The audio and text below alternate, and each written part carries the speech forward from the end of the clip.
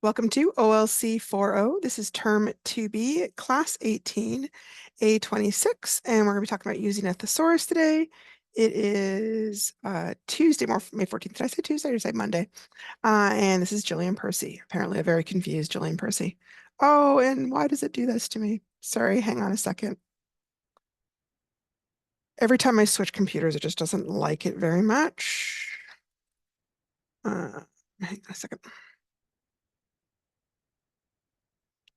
There we go. Okay. So contact information. Send your work to studentwork@nnec.on.ca. You can CC me if you want at jillian.percy@nnecschools.org. I can be reached at Facebook, capital G, capital P, ERCY, space, capital W, AHSA. The classes are recorded and saved to YouTube. We have this term 2B is on there up to today's.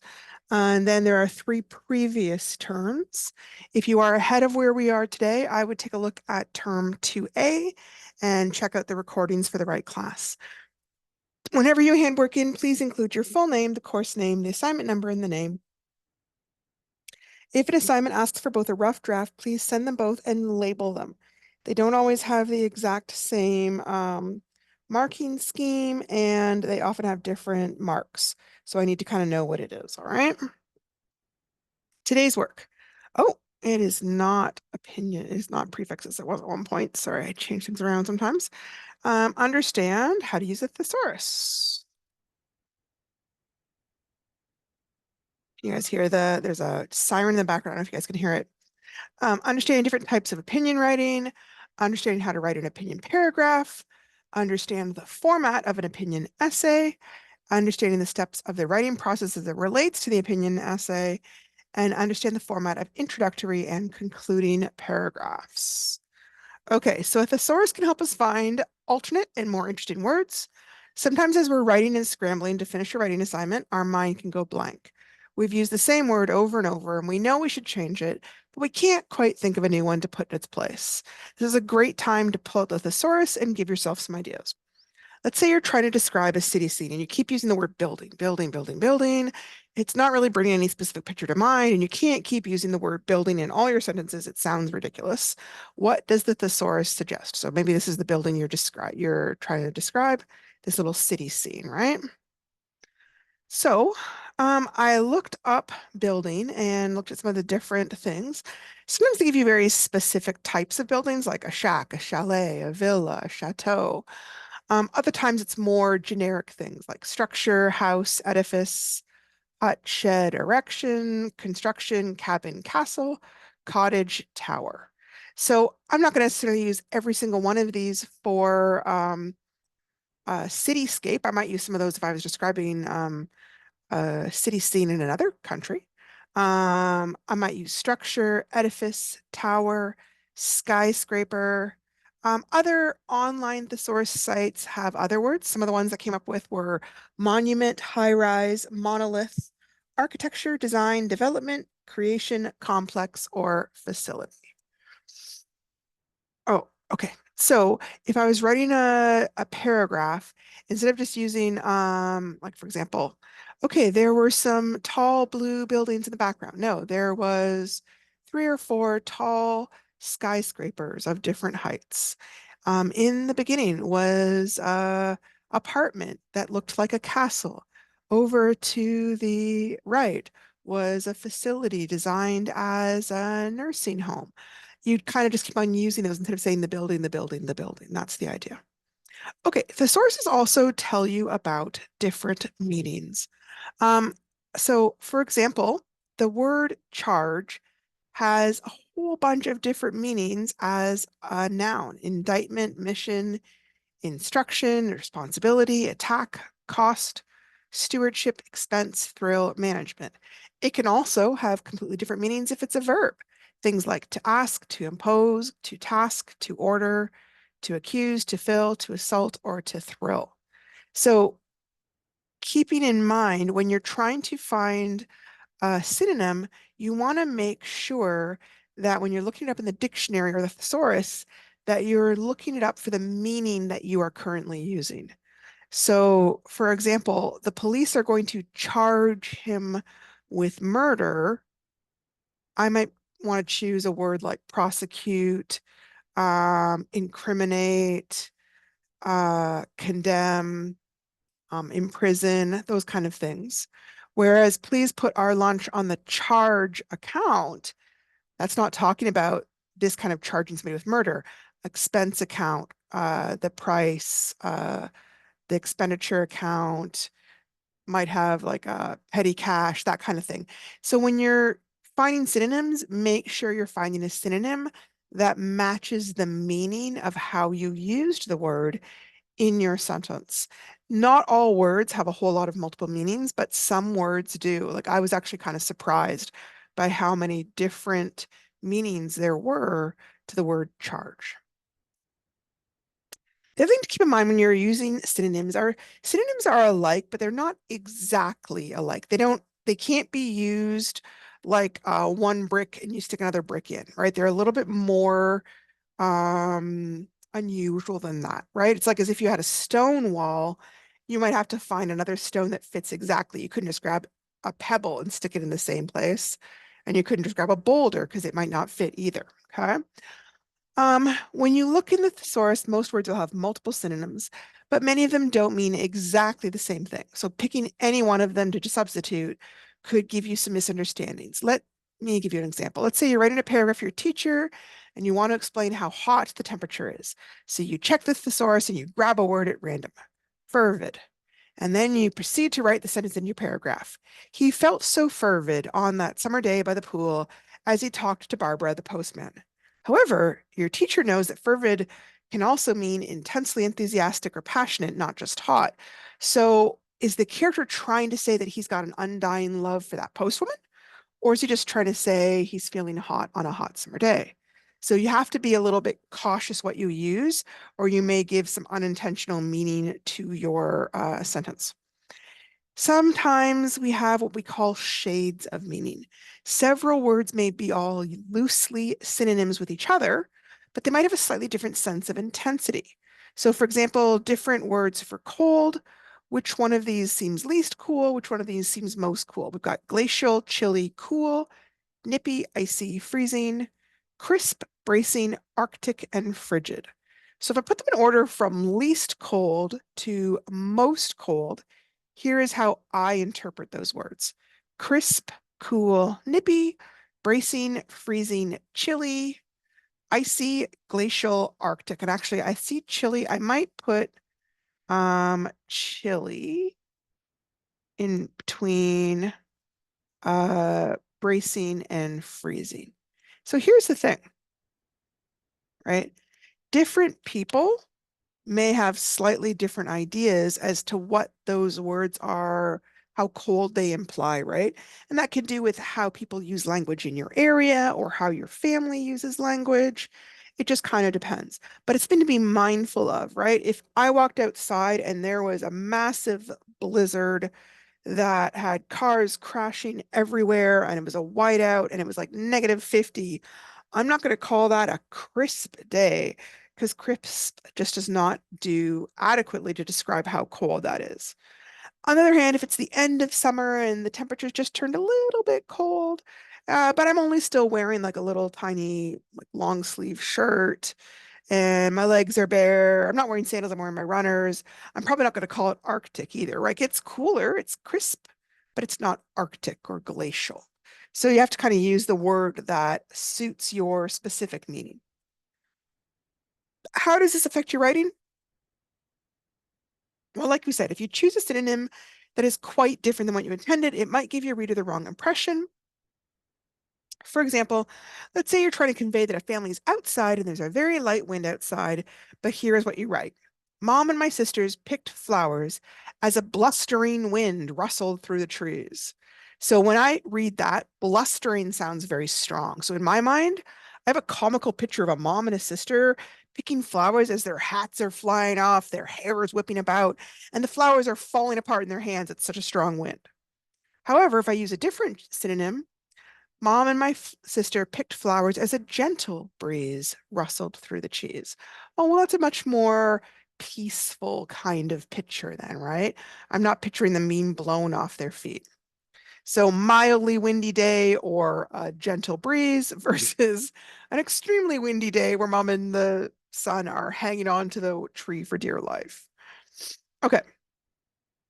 So assignment today is we're going to be talking about our opinions. When somebody asks your opinion on something, they want to know what you think or how you feel about something. And we often explain our reasons for ideas. We do this all the time in everyday speech. So here are some examples. I heard they're putting a new fast food place on that corner. Really? What a terrible idea. That is already one of the busiest roads in the area. So I told them what I think. It's a terrible idea. And I told them why I think that, because it's already very busy there. Why make it busier? What did you think of the movie last night? Oh, it was terrible. I used terrible again. I don't know why. The acting was really poor and the plot went all over the place. It really wasn't worth seeing. So here again, I said how terrible. I'm going to change it to horrible now just because I will forget otherwise. Horrible. That's my opinion. And my reasons were the acting was poor and the plot went all over the place. In fact, it was so bad, I didn't think it was worth seeing or spending money on.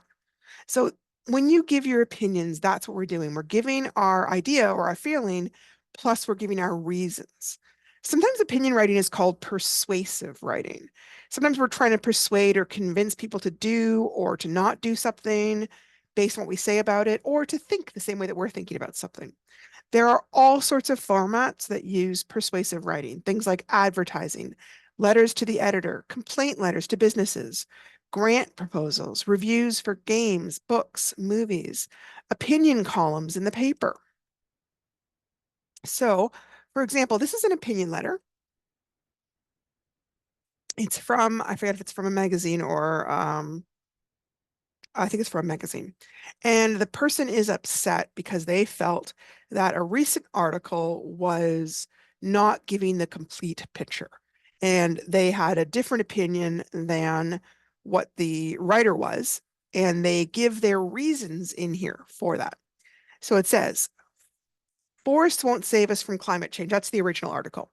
Argues that because of climate change driven wildfires, forests are making the climate crisis worse, not better. But in many parts of the world, including the eastern United States, wildfires are not the biggest threat to carbon sinking forests. Logging is. As the author notes, logging releases much of the carbon stored in forests, carbon that will not be recaptured for decades or centuries at best. Yet, agencies like the U.S. Forest Service routinely target carbon rich forests for timber projects. In North Carolina, for example, the agency recently announced plans to more than quadruple the amount of logging in the Nantahala and Pisgah National Forests without any provision to spare our oldest, healthiest, and most carbon-dense forests. Forests are and can continue to be an essential and cost-effective climate solution. But for these incredible landscapes to live up to their climate potential, we must condemn and push back on reckless policies that put mature and old growth forests and the centuries worth of carbon that they store on the chopping block. Sam Evans, Asheville, North Carolina. This writer is a senior attorney at the Southern Environmental Law Center and leader of its National Forests and Parks program. So they're putting that to explain he does have kind of a personal interest in this topic and has a reason for his opinion. Okay. All right. This is a type of persuasive writing in the form of a public service ad. And here you have something that looks a little bit like it is sushi, but it's actually like rice wrapped up with like garbage bags or something. And it says, what goes in the ocean goes in you. Recent studies estimate that fish off the West Coast ingest over 12,000 tons of plastic a year. Find out how you can help turn the tide on plastic pollution at www.surfrider.org/RAP. So they aren't necessarily trying to sell you something, but they are trying to persuade you not to do something, mainly not to throw your garbage into the sea. Okay, so our assignment for today Assignment 26 is a series of paragraphs expressing an opinion. It's worth 50 marks. This is often called an essay. I don't know why they didn't call it just an essay. Maybe they were worried that it would make people feel afraid. But do not be afraid. Essays are not anything to be frightened of. If you've done all the writing you've done so far, you'll be fine with this. An opinion, paragraph, or essay is a type of persuasive writing. Where can you find it? Opinions are everywhere, on billboards, on advertisements, letters to politicians or newspapers, in a CD or movie review, in your textbooks. Why do people create opinion paragraphs or essays? These paragraphs are used to convince people to believe something or to do something. Advertisers want you to believe that you need their product so that you'll buy it. Politicians want to persuade you to vote for them. People who write letters to the editor may want others to read their ideas and then join them in changing something about their communities. How is an opinion paragraph organized? Usually there's a statement of your opinion, then evidence, a reason why they feel their opinion is correct. Usually includes one or more of the following. It might include facts or statistics, events, anecdotes or references to personal experiences, or some sort of statement from expert. And then concluding comment is a restatement of the opinion and sometimes a recommendation for a certain type of action. Okay, so on the next page, you're going to find in a sample opinion as a series of paragraphs or an essay. I don't know why. It's driving me a little bit crazy to keep using that. Anyways, from a student who was writing the Ontario Secondary School Literacy Test that was written in an earlier year. Okay, you're going to read through it and then complete the task that follows. So remember that this course is a replacement to the Ontario Secondary School Literacy Test. So some of the assignments that we do are basically pretty much the same as that literacy test. So that's why this is kind of in here, okay? Up until this point, we've been mostly working on one paragraph at a time. Now we're working on multiple paragraphs, and this is called an essay. Let's look at this sample essay and see what we notice. Okay. Here the topic is it a good idea for high school students to have a part-time job? And you could choose yes, it is, or you could say no, it isn't. The important thing is to make sure that you have reasons for your opinion and can explain it. Okay, so the very first paragraph here is an introductory paragraph, and they explain what their main reasons are right here. Students having a part-time job is a very interesting topic. In my opinion, I believe that is a great idea for students to have part-time jobs for three main reasons. First of all, it provides them with work experience that can be developed and further explored in future occupations. Secondly, it teaches students important personal skills on how to work socially with other coworkers. Lastly, I believe that it gives the students a chance to give back to their community. Now they're going to go back in, pick each reason, and explain it with more details, okay? So first of all, working part-time jobs at an early age allows us students to develop mature skills and work experience. Going to work only when you're an adult is a disadvantage because you have to learn everything right from scratch. When you have the ability to explore different jobs as a student, I think that you can learn lifetime experiences that you will need in future occupations. It is much easier to develop and explore new ideas as an employee when you're young, so you can learn from your mistakes and use them to your advantage to build on these experiences. Altogether, I believe that working a part-time job as a student provides you with learning experiences every day. So they've got an opening sentence right here. They've got their body sentences where they explain their idea in detail, and then they have a closing sentence. And now we're on to our second paragraph, which is going to explain our second reason in more detail. Secondly, along with experience, part-time jobs teach you important personable skills. Working as a student teaches, hang on a second, you skills such as responsibility, respect for coworkers, and most importantly, social skills. You can develop these skills every day on a part-time job, but what is key is that you can improve on these skills and use them as an adult. What better way is there to learn how to treat others and take care of yourself than to develop them at an early age? Also, working as a student allows you to learn how to manage your time efficiently. As a whole, it allows you to develop many skills needed for future jobs. Finally, I think that working at a young age gives students a chance to give back to their community. People are always stressing on how us teenagers do not do enough for society, and part-time jobs allows us to do that. It also allows us to provide everyday services to people. Altogether, students can get involved in their communities and give back good service to everyone. Now we've got our concluding paragraph. In conclusion, I believe that giving students part-time jobs is a great idea.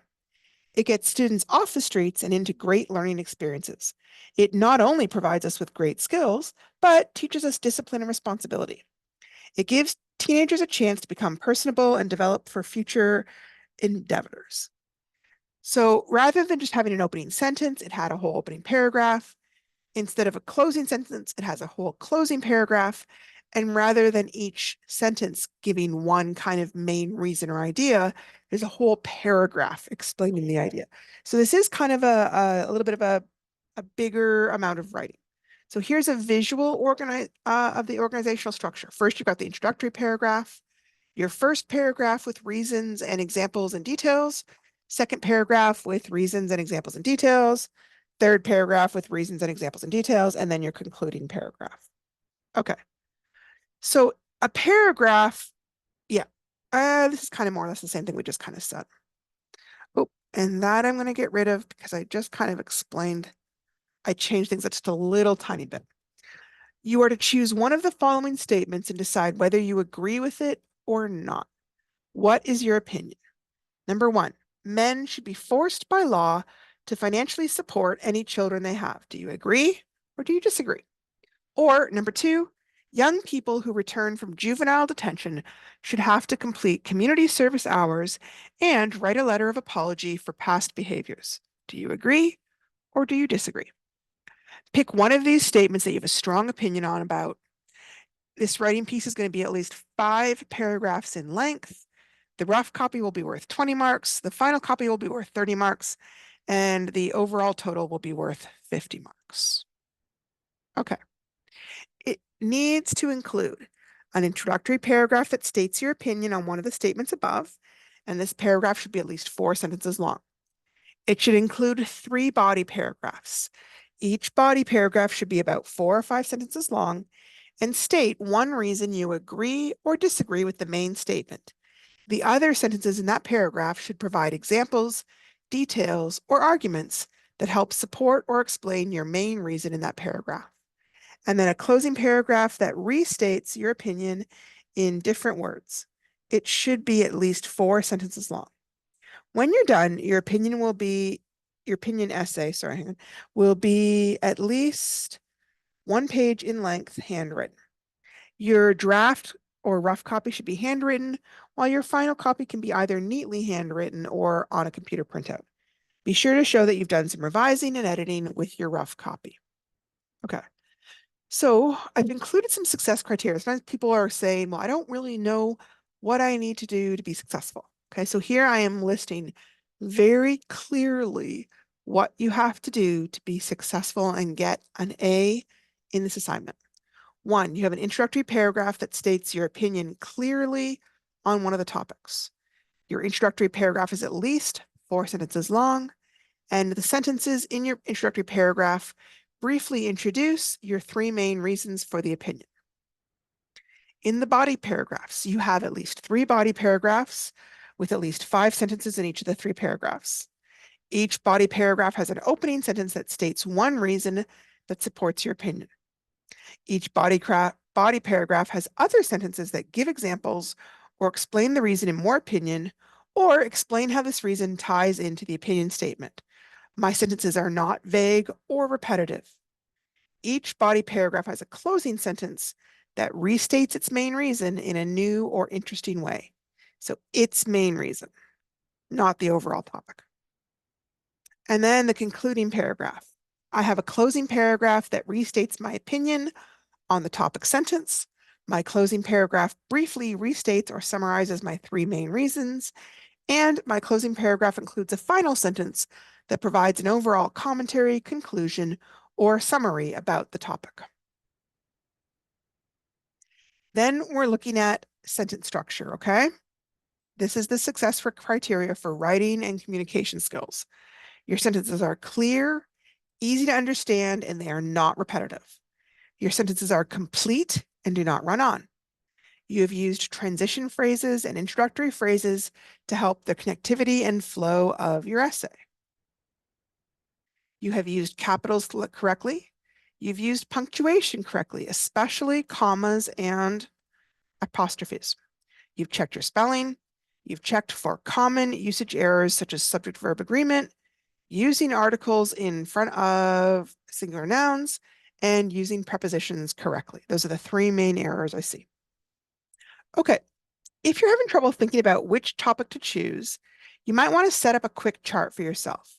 Set a timer for 5 or maybe 10 minutes and just start writing down as many ideas as you can on the one side for the one topic. Then reset the timer for another 5 or 10 minutes and try to write down as many ideas as you can on the other topic. And then step back and take a look. Which sentences or ideas came more easily? Which one did you have more ideas and examples for? Which one did you feel more passionately about, either for or against? Often doing a little bit of quick pre-writing here can make which topic you feel more comfortable writing about very, very obvious. Okay, brainstorming your ideas. I'm going to give you an example with a different topic, okay? So I'm writing on a different topic, why I am against capital punishment or the death penalty. My big ideas are, well, because police and courts can make honest mistakes. Dishonest police, lawyers, and judges could use it to deliberately punish innocent people if they've got a vendetta against them. Politicians could use it to silence those who disagree with them. Sometimes real evidence that could clear someone's name is not allowed for procedural reasons. So innocent people are not able to clear their name, and it will have negative effects on police, lawyers, and judges who find themselves in the position of assigning death penalty when they know the person is innocent. And the negative effects it has on those who have to carry out the sentence of death. Like somebody has to be ultimately responsible for that part. Now, take these big ideas and think of details to flesh out a paragraph for each big idea, okay? So my big idea, police and the courts can make honest mistakes. Here are some of the details I might write about in my paragraph. Sometimes circumstantial evidence is the main source of a conviction. Sometimes even evidence such as DNA might have come on the crime scene for an unexpected reason. Sometimes lawyers are too busy to defend clients, especially poor ones, properly. Sometimes lawyers may make a mistake or antagonize the judge who may rule against them for those reasons. Sometimes new evidence may appear later that clears them of the crime. My second big idea, dishonest police, lawyers, and judges could use it to deliberately punish innocent people that they have a vendetta against. Politicians might get cops or lawyers they know to trump up charges against political opponents. Racist or sexist authorities might deliberately use it to be harder on those they have prejudice against for other reasons. There's lots of evidence that that is what happens and has happened for many, many years. The threat of capital punishment might be used to get people to do other criminal acts that they don't want to do in order to try and avoid the death penalty. Third big idea, the effects it has on those who have to carry out the sentence. Somebody's got to be the executioner and bear the guilt for that, even if they didn't have any responsibility for the decision. Sometimes new evidence might show up later, showing the person is innocent, and then the executioner might have extra guilt because they've participated in killing an innocent person. The executioners might get used to killing or even enjoy killing and begin killing other people when they're not on the job. Sometimes the methods that are used for death penalty fail to work in some way, and the person actually ends up being tortured rather than simply killed humanely. So those are some of my reasons that I'm going to include in my essay. So on the previous slide, I picked my 3 strongest reasons, and I tried to add details and examples that I can use to write my essay. Now I'm going to use those to write my introduction, okay? So my introduction is going to have my big idea and then the reasons for my idea, okay? And then I can actually start explaining them in more detail. Opening sentence. I don't believe that capital punishment is a good punishment for crime, even if it initially seems like a fair response. For one thing, the police and the court system can make honest mistakes and accidentally condemn those who might really be innocent. Another concern is that corrupt authorities can use the threat of capital punishment to control and harm others. Finally, I believe it has a negative effect on the executioner and all those involved whose job has become to kill someone in cold blood. These are my concerns that would lead me to vote against capital punishment as a response to crime. Okay. Now I'm going to take one of my brainstorming sections and put it together into some good sentences to create a good paragraph. Remember that I always have an opening statement to my paragraph explaining my main argument, and then a closing statement that will restate it, and then I'll give examples and details and stuff in the middle, okay? So another reason I am against capital punishment is the negative effect it has on those who have to do the actual killing. We tend not to think about the fact that ultimately there is a person who will have to carry out this legal sentence.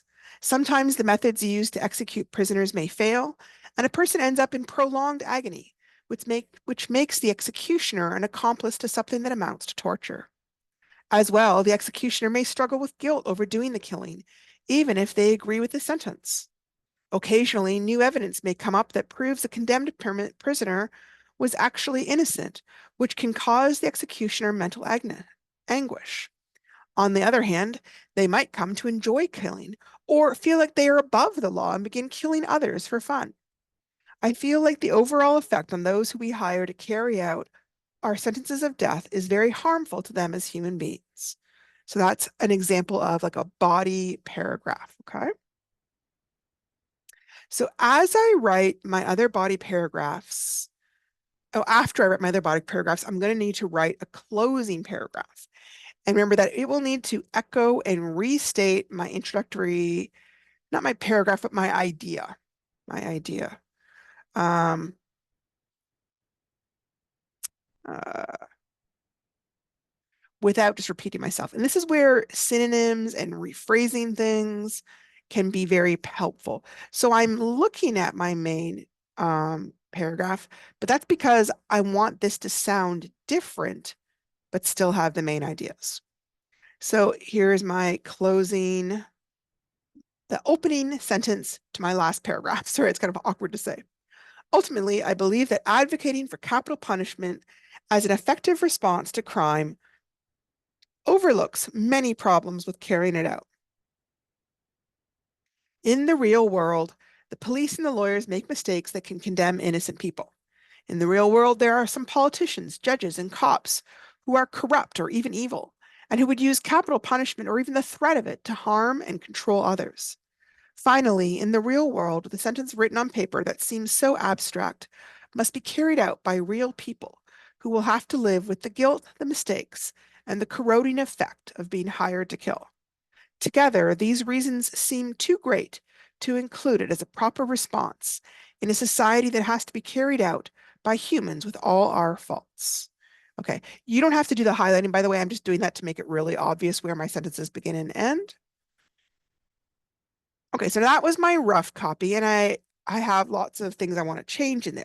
Remember that when you've written your entire rough copy, you're going to have to redo everything as a good copy. I'm not just asking you to make it look neater. I'm asking you to improve your writing by trying to make significant changes, okay? So here I changed some things. I didn't like the in the real world. It felt like it was happening a little too often. I wanted to kind of fix it a little bit. So the first part was fine. The many problems that occur in carrying it out, I changed that. In the real world, the police can make mistakes that condemn innocent people. Also in the real world, corrupt people could use capital punishment to threaten or harm others or even control them. Finally, in the real world, the jail sentence, which seems like just words on paper, must be made real by people who cannot help but carry the guilt, the shame, and the corroding effect of killing for a living. Together, these reasons seem too terrible to include it in a society that is all too aware of our human faults and evils.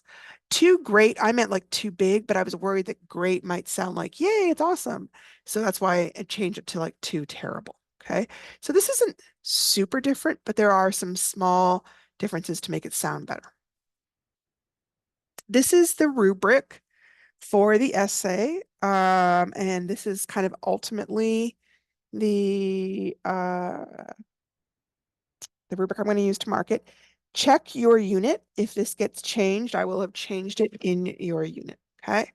The one category I'm looking at is knowledge, the knowledge of how to form opinion paragraphs, understanding of resource materials read. We're doing resource materials, thinking and inquiry, your creative and critical thinking skills, how you develop your ideas, how you select which ideas to discuss, evaluating things, organizing your information, explaining your ideas, forming conclusions. Then we look at communication. How do you communicate your information ideas? Are you thinking about the audience and the purpose? Are you using the form of an opinion paragraph correctly? And then how you apply what you know. Applying language conventions like spelling, grammar, punctuation correctly, applying reading strategies, applying writing strategies, and applying general literacy skills, okay? So 0 to 49% is a failure for that category. 50 to 64 means you more or less have passed that category. 65 to 79 means you've exceeded the required level. And 80 to 100 is significantly exceeded, or basically that you've gotten an A. Okay. So like I said, after we've got the rough draft, you can do the revisions. So here are some of the things to look for when you're looking for ways to make revisions. Places where you need to make your meaning more clear. Places where you need to add an example of your meaning. Places where you could add more details to an example. You can check your sentence structure to make sure you don't have complete sentences. Oh, sorry, that you do have complete sentences, sorry. Check that you don't have run-on sentences. Normally, those are happening when people join sentences together with a comma instead of a period. Remember to try and use transition words and phrases at the beginning of sentences. Those are some of the big ways that you can easily change your rough draft to a good draft. Here are some examples of some different transition words or phrases that can help link sentences. A lot of times people are using a comma because they're trying to show that those sentences are linked, but a comma doesn't have that purpose. Transition phrase does, or you could also use a semicolon. That would work. So some transition phrases are things like first, second, third, fourth, next, then, after that, in addition, also, as well, for example, as an example. You can also use conjunctions to join two smaller sentences together.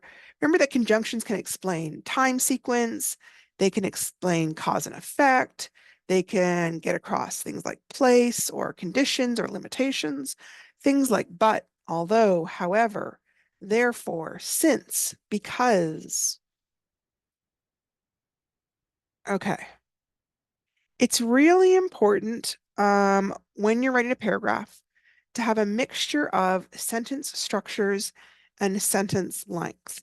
If you have a whole bunch of very short, simple sentences in your paragraphs, it's going to sound choppy and incomplete, and you're not really going to be able to get across as much information as if you use a longer sentence.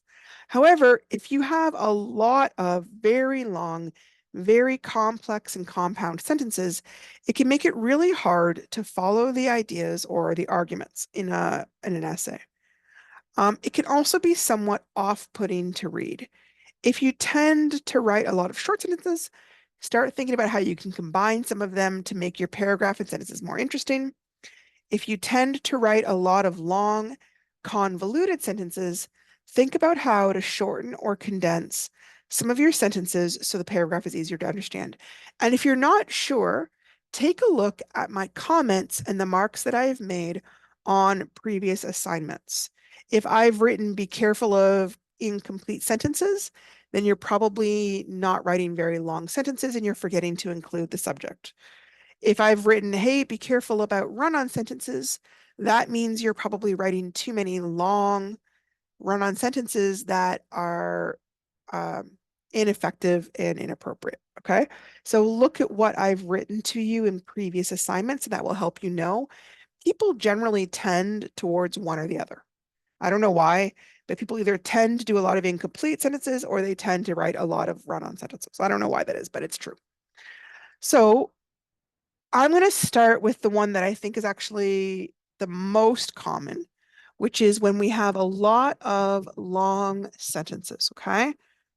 So, and we're going to talk kind of about how we can fix this. I find myself thinking about the teacher in the story and wondering what she is thinking of Jimmy and why she is acting the way she does. I see her constantly reaching out to Jimmy, trying to include him in lessons, trying to talk to him privately, trying to find work that is interesting, trying to leave him alone when that is what he seems to want.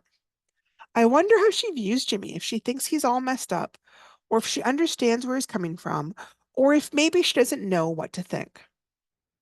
So when I read that as someone who's marking things, it ends up coming across as if somebody's talking very fast and they're not quite finishing each sentence. They're just diving right into the next one, and it can get really hard to follow.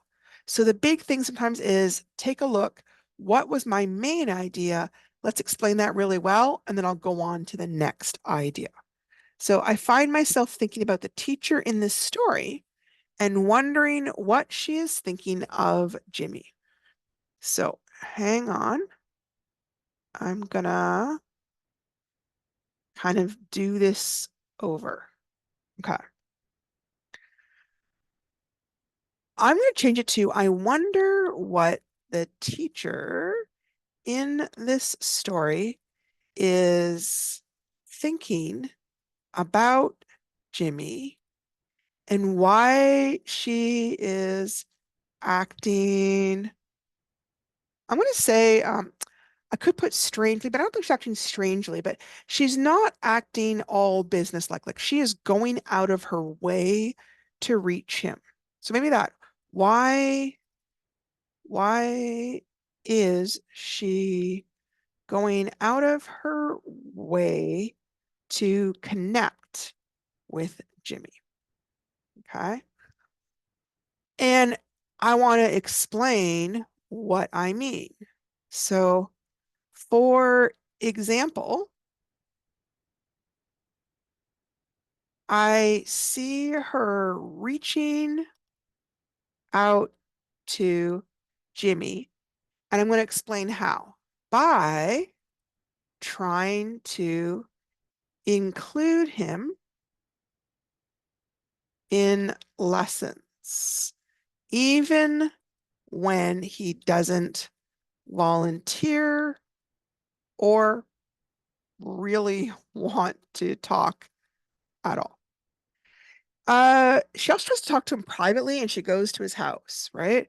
So she tries to talk to him privately after school or even goes to his house and includes his grandmother in the conversation.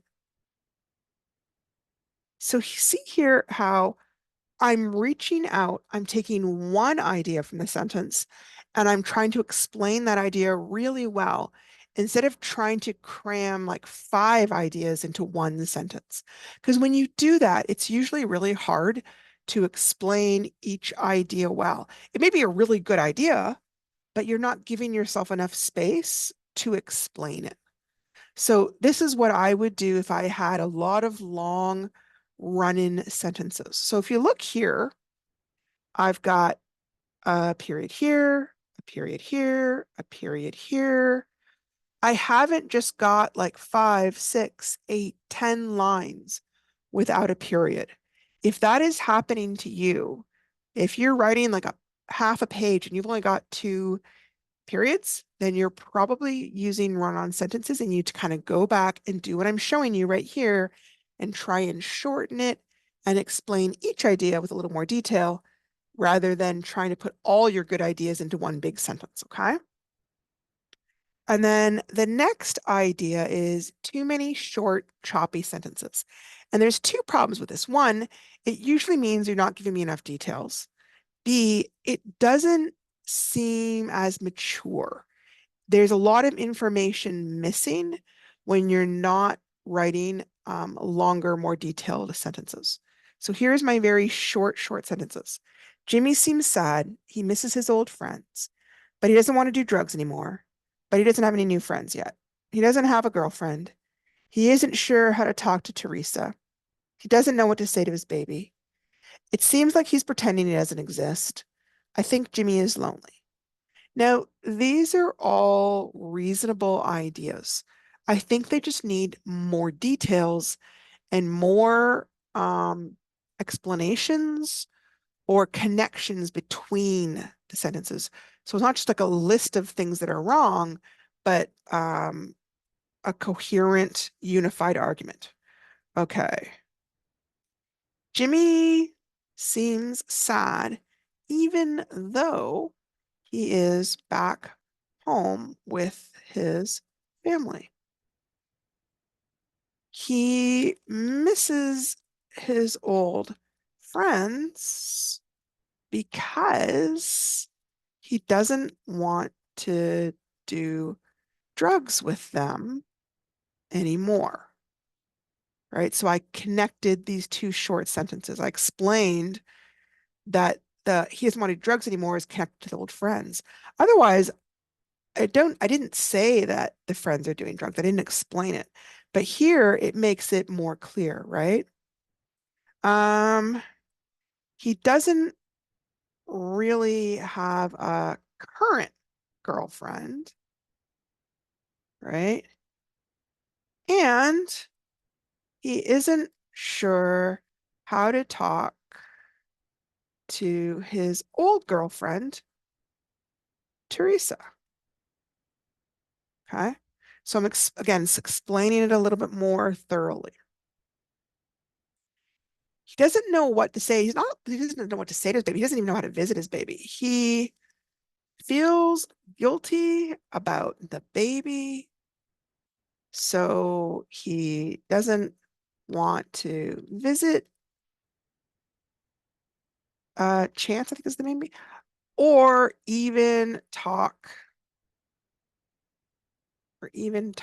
about the baby, right? Probably not talking with the baby, but you don't want to talk about the baby. Um, it seems like he's pretending he doesn't exist. That works just fine. Okay. It seems like he is pretending that the baby doesn't exist or isn't his responsibility. Um, I think all these reasons are why Jimmy seems so sad and lonely. Okay. So I've explained my ideas with a lot more details, right? It's kind of a similar problem to the previous one, right? In the other one, I'm putting all my big ideas into one giant sentence, but that means it's hard to explain each good idea. Here, I've only kind of explained part of my idea. I need to make my sentences longer, so I explain my idea in more detail as well. Okay. So I know this one is a little bit tricky. If you find yourself intimidated, feel free to call me. I'd be happy to talk to you about it. The other thing is what sometimes people do is they do the other assignments and they kind of come back to it when they're feeling a little more confident about themselves. Okay. Um, I know there's a lot of writing in the on this course. Keep in mind, being a writer is 3% talent and 97% not being distracted by the internet, which is a huge problem, right? So like I said, if you need some help, reach out to me. I'm in the office most days from 12 to 7. I'd be happy to talk to you. You can also email me or even Facebook me. I don't check the Facebook after about 7 o'clock in the evening, but I do check it throughout the day. Email is still probably the best way to reach me. Thank you so much for showing up, and I will talk to you guys tomorrow. Okay. Thank you.